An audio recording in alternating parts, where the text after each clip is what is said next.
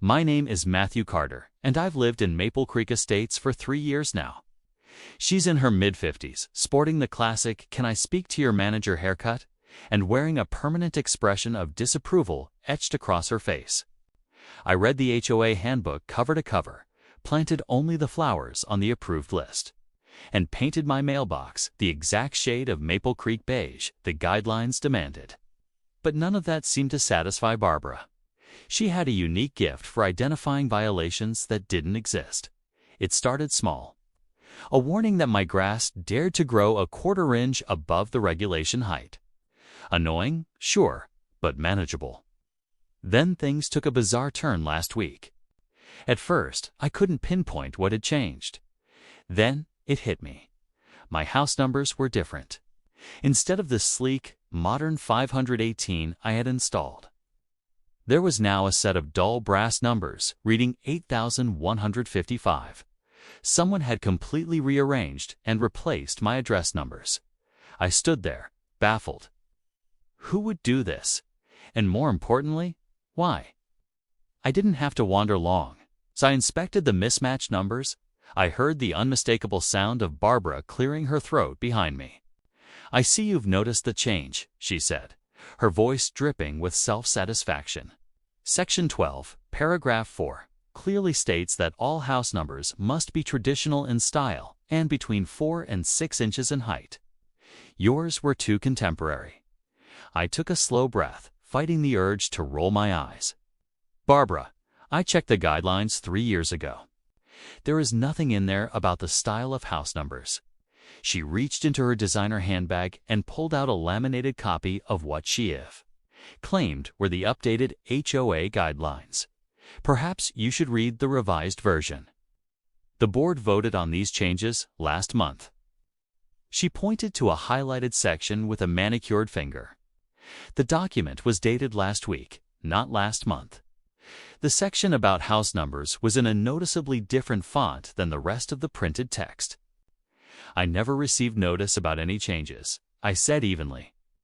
"And regardless, you can't just enter my property and replace my house numbers without permission.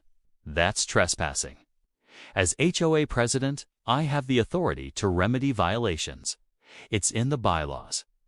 Keeping my tone calm despite my growing frustration, she scoffed loudly. "I don't have time to educate you on HOA protocols. The numbers have been changed. They're now compliant. End of discussion." She spun around and stomped off, her expensive heels clicking sharply against the sidewalk. Tampering with address numbers is illegal.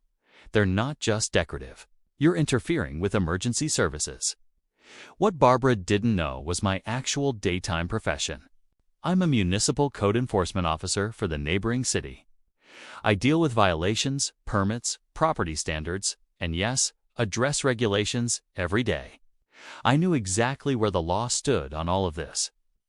After she left, I pulled up the real HOA guidelines on my computer. As expected, there was zero mention of traditional number styles. The only requirement was that numbers be visible from the street and at least 4 inches tall. Barbara had manufactured the violation and created a fake, hastily edited document to back herself up. That evening, my camera recorded her creeping up to my door with a screwdriver. She brought yet another set of brass numbers, the same generic ones she had slapped on before. That was the last straw. Then I drafted a polite but firm email to the entire HOA board. I outlined Barbara's unauthorized entry onto my property and her illegal alteration of my address. I included links to the city ordinances that prohibited such actions. Naturally, I made sure Barbara was CC'd on the email. Professional courtesy. I was trimming my hedges when I saw Barbara marching down the street toward my house in an absolute rage. Her face was nearly crimson, and she radiated fury. "How dare you send that slanderous email to the board?" she screeched, not even attempting any shred of basic civility. "You've made me look like a criminal." I set down my garden shears and faced her, stated the facts. "Barbara, you entered my property without permission and tampered with my address numbers, which is completely illegal. I have video proof showing exactly what you did." "I am the HOA president," she shouted, her voice reaching a pitch that probably echoed across the entire neighborhood. The HOA has no authority to trespass or alter private property without consent, and changing address numbers is a very serious safety violation for the whole street. Oh, please, you're being ridiculous. It's just house numbers. Stop making a big deal of nothing. It's not nothing, came a voice from behind her. We both turned. Mr. Higgins, our retired firefighter neighbor from 2 doors down, was standing there with his arms folded. He's right, Barbara, he said, his tone calm but firm. Address numbers are critical for emergency response. We're trained to look for the exact numbers we're given. Wrong numbers cost precious minutes. This doesn't concern you, Frank, she snapped. Actually, it concerns the whole neighborhood, said another familiar voice nearby. Mrs. Bennett from across the street had joined the growing circle of witnesses. If you're entering people's property and changing things without permission, she added, we should all be worried. This is absurd, she sputtered. Show us in the bylaws where it gives you that authority, I suggested calmly. This kind of insubordination is unacceptable. Matthew is clearly trying to undermine HOA authority and turn neighbors against each other.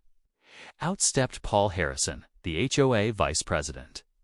Barbara's face lit up like she had just been handed divine backup. Paul, perfect timing, she announced triumphantly. Matthew here is spreading false accusations about me while I'm trying to enforce our standards.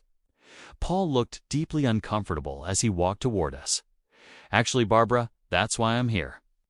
We've called an emergency board meeting this afternoon, Paul said. The board has some concerns about your actions. Barbara's smug expression finally cracked. What concerns? She asked, voice trembling slightly. After Matthew's email, several other residents came forward with similar complaints. Paul explained gently. People say you've been entering their property without permission or inventing violations that aren't actually in our guidelines.